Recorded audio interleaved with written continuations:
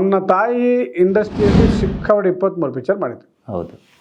ಅವರು ತೀರ್ಕೊಂಡಾಗ ಯಾರೂ ಬರಲಿಲ್ಲ. ಹೈದರಾಬಾದಿಂದ ಬಾಡಿನ ತರಿಸಿ ಅಲ್ಲಿ ತೀರ್ಕೊಂಡಿದ್ದವರು ಹಾಸ್ಪಿಟ್ಲಲ್ಲಿ. ಬಾಡಿನ ತರಿಸಿ ಬೆಂಗಳೂರಲ್ಲಿಟ್ಟು ಫಿಲ್ಮ್ ಚೇಂಬರ್ ಹತ್ರ ಕಾದು ಕಾದು ಜನ ಬರ್ತಾರೆ ಬರ್ತಾರೆ ಬರ್ತಾರೆ ಅಂತ ಯಾರೂ ಬರದೇ ಅದನ್ನು ನೋಡಿ ಸಾಯಂಕಾಲ 3 ಗಂಟೆವರೆಗೂ ನೋಡಿ ಇನ್ನೂ ಯಾರೋ ಬರ್ತಾರೆ ಅರ್ಥ ಆಯ್ತಾ?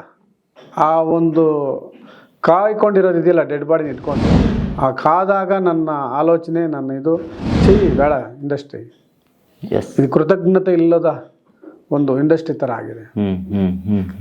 ಇವನು ಒಬ್ಬರಿಗೂ ಕೃತಜ್ಞತೆ ಇಲ್ಲ. ನಮ್ಗೆ ಇವರು ಅನ್ನ ಕೊಟ್ಟಿದ್ದಾರೆ, ಇವ್ರು ಲೈಫ್ ಕೊಟ್ಟಿದ್ದಾರೆ, ಇವ್ರು ನಮ್ಮನ್ನು ಡೈರೆಕ್ಟರ್ ಮಾಡಿದ್ದಾರೆ, ಇವ್ರು ನಮ್ಮನ್ನು ಡ್ಯಾನ್ಸ್ ಮಾಸ್ಟರ್ ಮಾಡಿದ್ದಾರೆ, ಹೀರೋ ಮಾಡಿದ್ದಾರೆ. ನನಗೆ ಒಬ್ಬನಿಗೂ ಕೃತಜ್ಞತೆ ಇಲ್ಲ. ಇಂಥ ಫೀಲ್ಡಲ್ಲಿ ನಾನು ಇದ್ದೀನಲ್ಲ.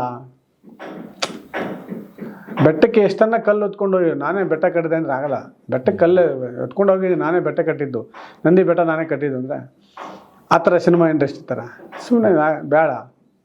ಇಲ್ಲಿ ನಾನು ಎಷ್ಟು ದುಡಿದ್ರು, ನಾನು ಎಷ್ಟು ಹೆಸರು ಮಾಡಿದ್ರು ಅಷ್ಟೇ. ಇಲ್ಲಿ ಏನೇ ಮಾಡಿ ನೀನು ಎಷ್ಟೇ ಮಾಡು, ಇದು ಬೆಸ್ಟು ಅನ್ನೋದು ನನಗೆ ಅನಿಸ್ಬಿಡ್ತು. ಎಷ್ಟು ಕಷ್ಟಪಟ್ಟರು, ಎಷ್ಟಂತ ಅಂತಂಥ ಒಳ್ಳೆ ಸಿನಿಮಾ ತೆಗೆದ್ರು ಯಾರು ಕನ್ನಡದಲ್ಲಿ ಅಂದರೆ ಈ ಜನ್ರೇಷನಲ್ಲಿ 30, 25, 30 ವರ್ಷದ ಈಚೆಗೆ ಯಾರು ಮಾಡದೆ ಅಂಥ ಸಿನಿಮಾಗಳು ನಾವು ಮಾಡಿದ್ದೀವಿ.